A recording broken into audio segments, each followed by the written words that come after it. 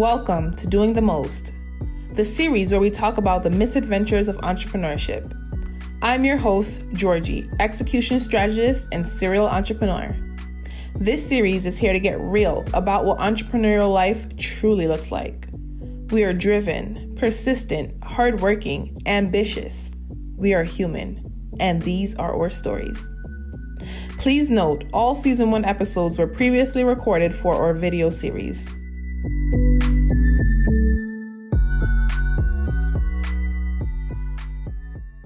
Welcome back to the Doing the Most series. Today we have Mekesia Brown, and she's going to be talking all about her entrepreneurial path and how it's been crazy but very rewarding and fulfilling. Mekesia, aka Mickey, could you give us a quick introduction about who you are?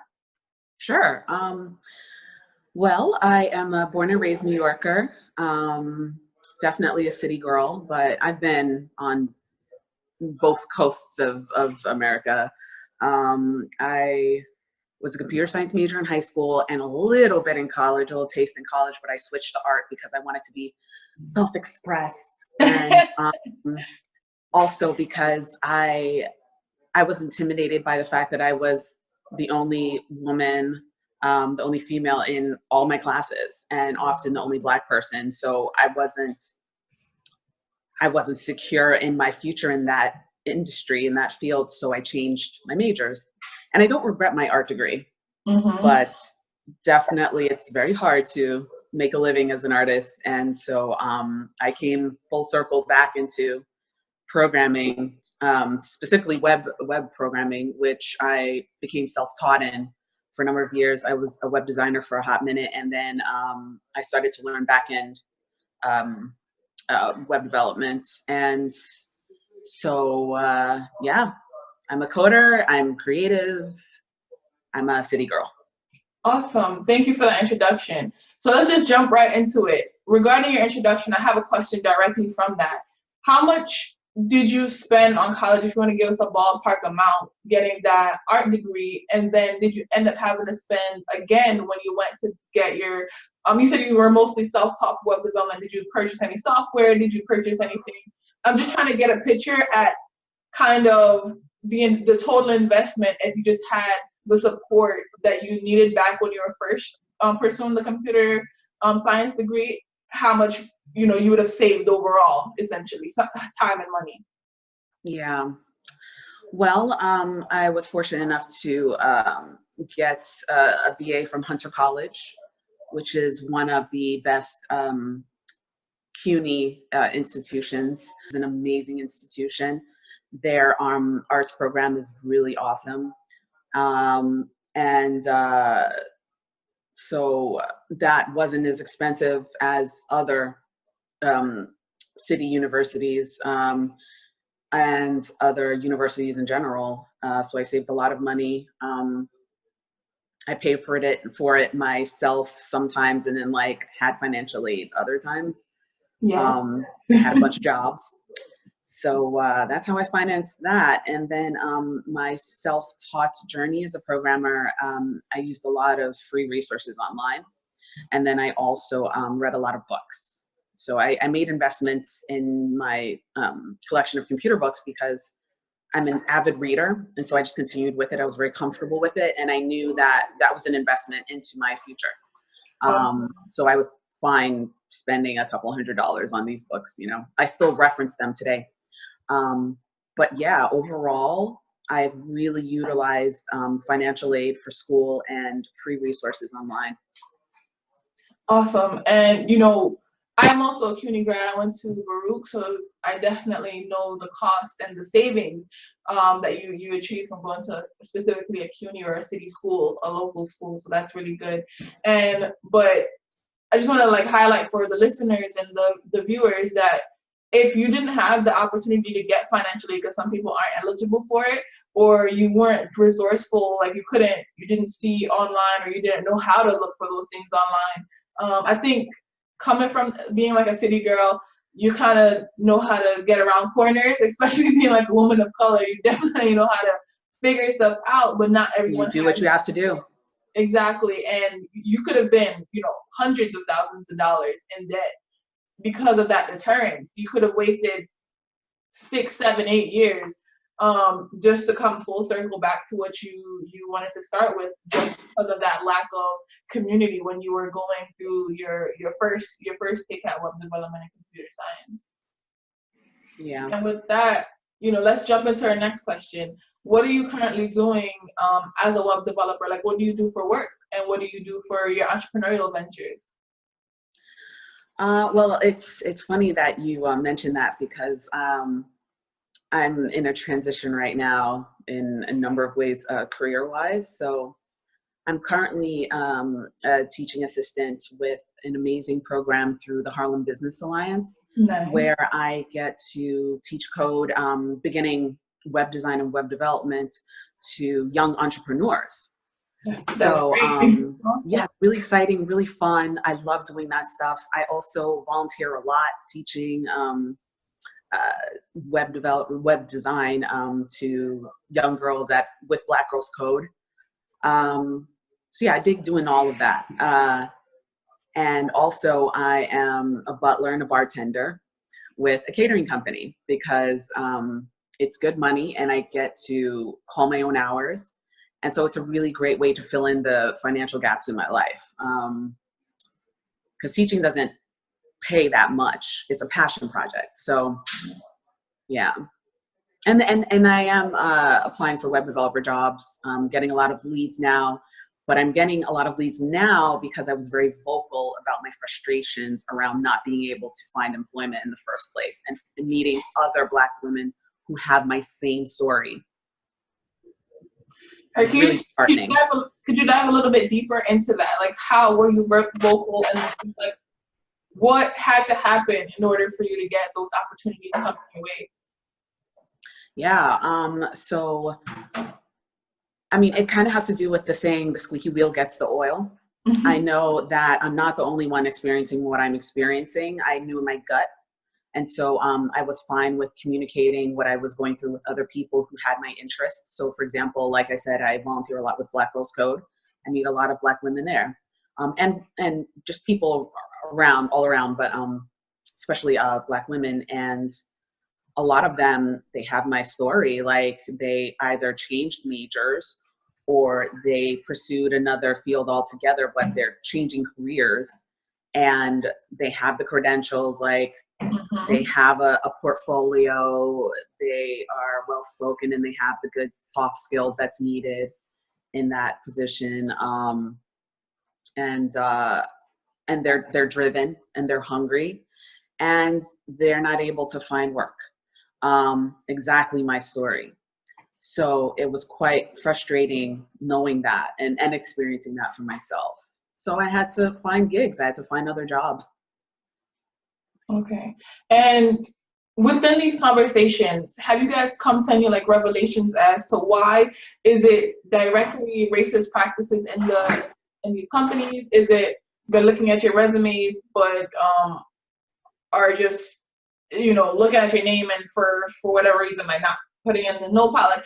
Do you guys have any idea of why this could be happening? So specifically to the female population, the people of color population, there's so many aspects to it, but have you guys come up with any solid like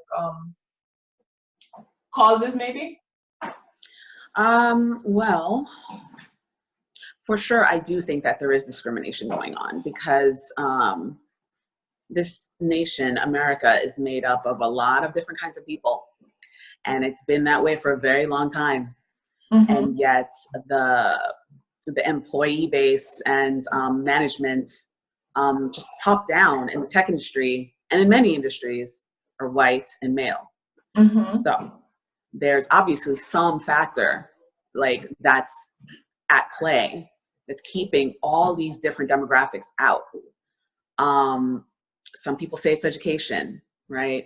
There isn't a lot of resources in poorer communities that that offer a quality education in programming and in technology and in all kinds of technology, right? Because technology is not just programming, mm-hmm. but I can only speak from a programming background. So it could be education, it could be just downright people just discriminating through nepotism and hirers taking in people who they feel comfortable with, right? Who fit the office culture, which is a bit different from corporate culture, right? Because corporate culture is dictated a lot by management and HR enforces that. Office culture often has to do with the employees, right? And I've talked to a lot of people about this very thing. People, they continue doing what they know. They feel comfortable with people who are like them. That's just human nature. But then people take actions along those lines. And so when it comes to hiring in the tech community, a lot of people hired are just like folks who are already in there. So it could be that. Yeah, a bunch of stuff. Definitely. And I know it's a crazy journey, but you know, I'm definitely wishing you luck. And I think you're on the right path and you're making a stand. Like you said, you're communicating your difficulties for yourself and also standing up for others who might not be as strong to communicate verbally what's going on. You know, bringing attention to the point is the best way to go, because some people might simply sadly be oblivious to what's really going on. Oh, definitely. I've encountered that. Like, what do you mean the sky is not blue? I look up all the time, but you're inside of a dark building. How do you even know what it looks like? So it's a rabbit hole from there. But I'd like to now talk about your entrepreneurial journey. What type of entrepreneurial projects have you launched over the years? Well, I have been really fortunate to know really great people in my life. And so currently I am involved directly with one startup and indirectly with another. So my boyfriend, my partner, he has a podcasting network called Gifted Sounds Network. So an idea he has is to develop a directory, a very high quality podcast directory, and just overall like audio directory where people can upload themselves recording themselves. And he has so many great ideas. So I'm supporting him in that, in the operations and the administration around that startup pursuit. Indirectly, I am involved with his partner's startup because I was consulting them on how they can go about building their platform out, because they're working on a Patreon-like platform for game developers. Okay. Specifically game developers, specifically that demographic. So. What is the name? Is it shoot, I feel like I've come across it before. Do you want to name drop the company, the game one? Oh, they're still working on a name actually. Oh, okay, so maybe it's really new. Oh, okay, so I think I don't know, there was another one a couple years ago that I came past. Well, not a year, maybe like 2 years ago that I came past. Maybe they could learn something from them, or yeah. So that's so cool. But I definitely think that's a cool venture, because I know so many video gamers, and it's technically a sport at this rate. Yeah, yeah. Folks in like Fortnite these days. I mean, there's nothing really wrong with creating a product that is already out there, as long as you don't copy it. Like, you have to bring something new to the table. And some people may find using your product better than that other product, even though they both offer the same service or whatever. Like, bring something new to the table, something unique. And by the very nature of us having our own perspectives as human beings, that's a unique aspect of our products and services in entrepreneurship. So I don't think there's anything wrong necessarily with reinventing the wheel, because a lot of these services out there are, and products are, as long as you know, think of something cool, think of something new. Yeah, definitely. And then I saw a post going around the other day, and it was like a photo of the bread aisle and saying, you know, no one in the aisle said, "Oh, I'm not gonna start a bread company." And there's like 100 different types of like bread brands. So think of it like that, not because it's this like a same or similar product. It's going to be executed, the customer service is the same, like even down to how the people communicate with their clients could be the one differentiating factor, but it's a huge differentiator. So that's really great. And let's now dive a little bit into your misadventures of entrepreneurship, as this series is called. You told me a little bit about free labor and miscommunication were some of your misadventures. Let's talk about that. Like, what happened? Tell me the story of when you gave away free labor, and like what was that like, and what did you learn from it? Yeah. Well, it partly has to do with your first question too. What brought me to this entrepreneurial path in the first place? Because I don't think I quite answered your question. I'm sorry about that. I think I didn't answer it fully. So definitely it's related to this question too. Let me know. Okay. Well, like me first, I'm brand new to all of this, all of it, right? But my actions and achievements have come out of necessity. With in my experience with Black women in general, right? We have to do what it takes to live, to survive, and to strive. And so a lot of us are very much entrepreneurial. Definitely. Because other avenues are closed for whatever reason, right? Not necessarily even because we're Black women or whatever. It could just be the nature of our lifestyle. A lot of us, we support families and we're caregivers, and you know, maybe we're like bound by location or whatever. So we're not able to do what we want to do in life. And so we find other ways to make a living and to accomplish whatever we need to accomplish. So for me, I was going in blind in a lot of ways, but I still had faith in myself and my abilities. Like I said, I diverged in my educational path, and I had to do something. I had to do something to make a living. So that art degree wasn't it. So yeah, I started to freelance as a web designer, and I did administrative work, and so like I worked as a sole proprietor for a while, and so I got a taste of like what it's like to file taxes 4 times a year and file and register a business and stuff like that. So that was another entrepreneurial entrance for me.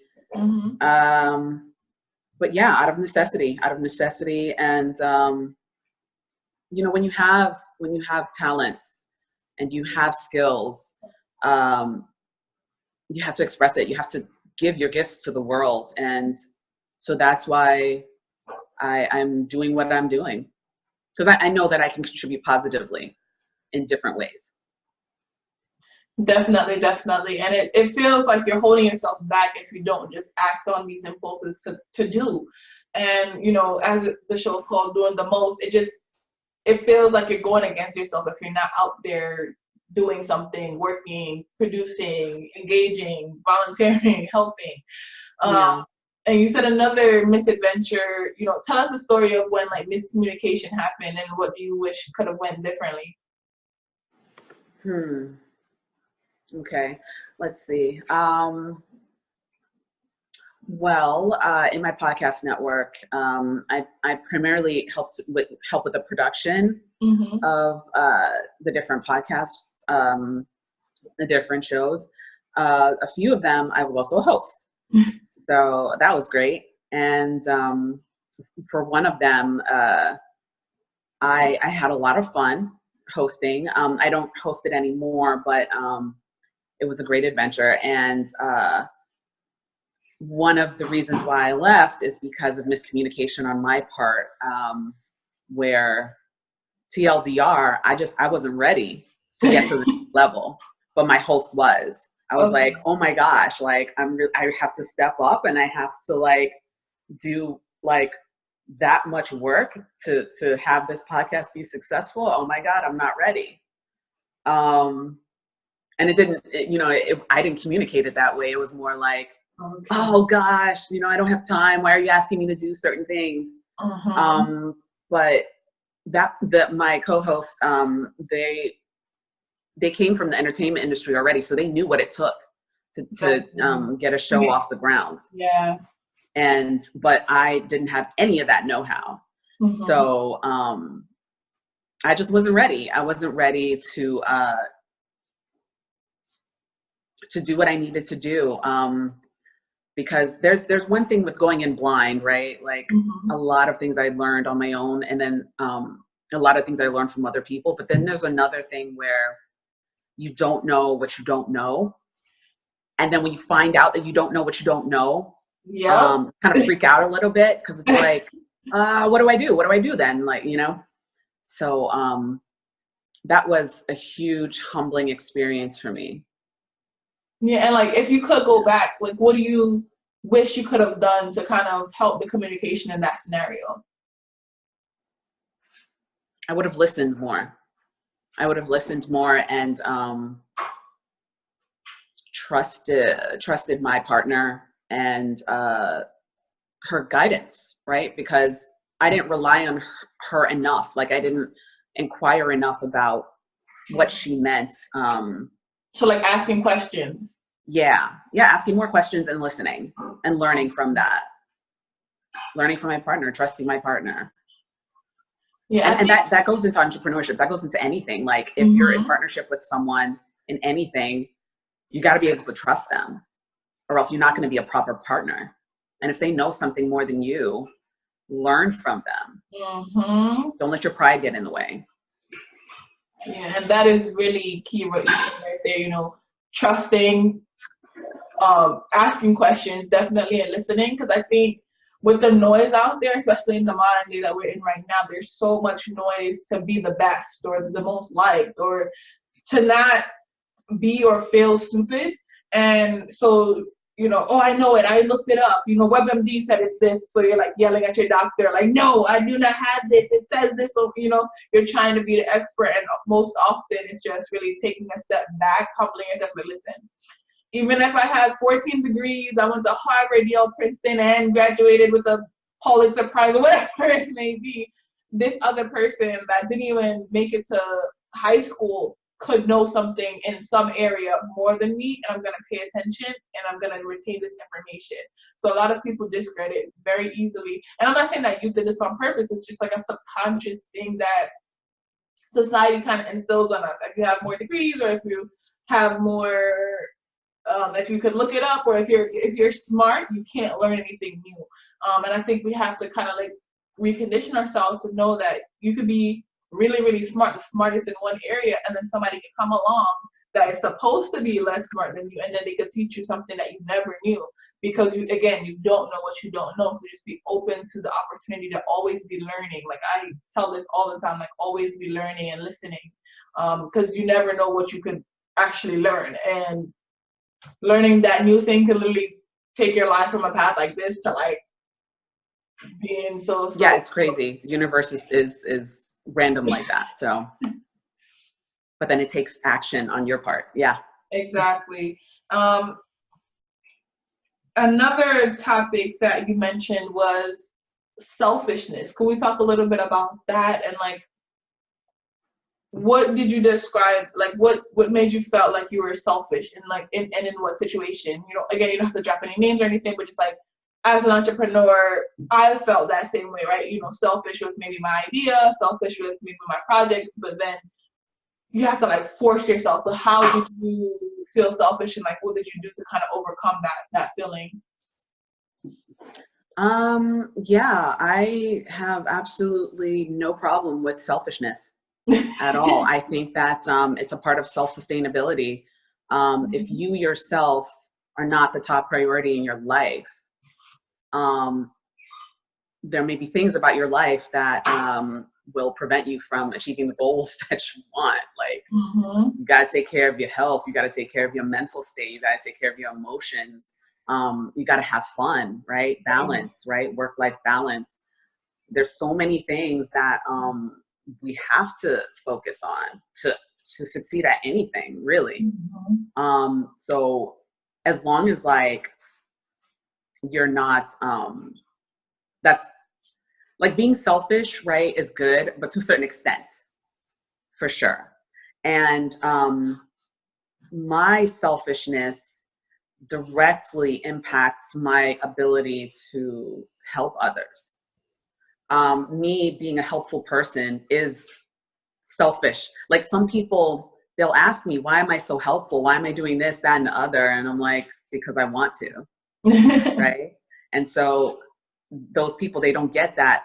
That's my way. That's how I choose to be, because I'm being selfish. Yeah, but that if it's weird that I'm helpful, even though, like, listen to that. Isn't that weird that people think it's weird to be nice and helpful? But I'm from New York City, so maybe it's that. Yeah.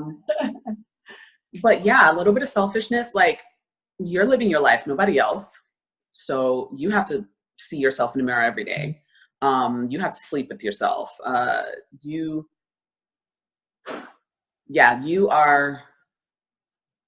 your leader. You're you, Mm-hmm. and you deserve the world. So yeah, be a little selfish. Definitely. Just don't let it overwhelm you. Don't be too selfish, because there is a degree where you have to, like, let it go, like up to, but not past. So. Yeah, definitely. Totally agree with that. You have to kind of create like some type of synergy, or like you said, balance with it, so that way you're honoring yourself, but you're also giving to the world, because that's why we're all here to contribute. We're all lucky to be born a human, and to make it this far in life, even if it's a day old or almost 100 years old, to just be here together to help each other and impact each other. Yeah, so to start wrapping up a bit, I wanted to ask the final question of what advice would you give to other entrepreneurs, dreamers, doers out there about starting or while they're on their entrepreneurial journey? You are okay. You are perfect in your imperfections. It's okay to not know, because no one's born knowing this stuff. And a lot of people, they get a lot of tips from others. Mm-hmm. But you don't see them getting those tips. So you think, people, they totally know what they're doing intuitively. Humans don't work that way. Mm-hmm. So you're completely fine. There may be factors at play outside of yourself that impacts your success. But make sure that you're clear on what's going on, so you don't jump to conclusions. Keep persevering, but as long as it doesn't impact your health. Amen. So it's very good to work hard and to strive.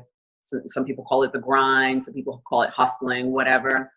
And that's fine and dandy, but if it starts affecting you in negative ways, you gotta know yourself well enough to step back and say, listen, maybe this isn't the best for me, or at least right now, and just take a break from it.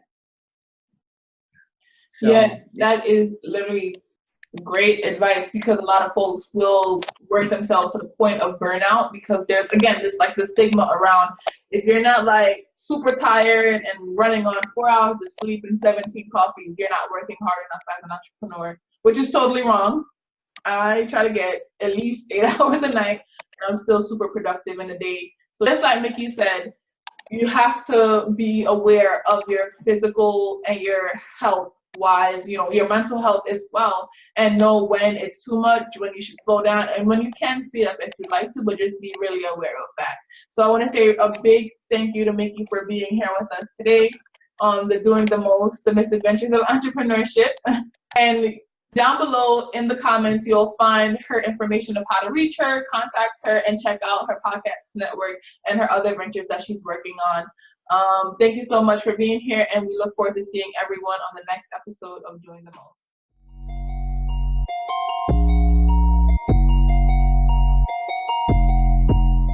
Thank you for tuning in to this week's episode of Doing the Most. Catch us here next week, same time, same place. If you can't wait, head on over to doingthemost.xyz to stay connected. Until next time, keep on doing.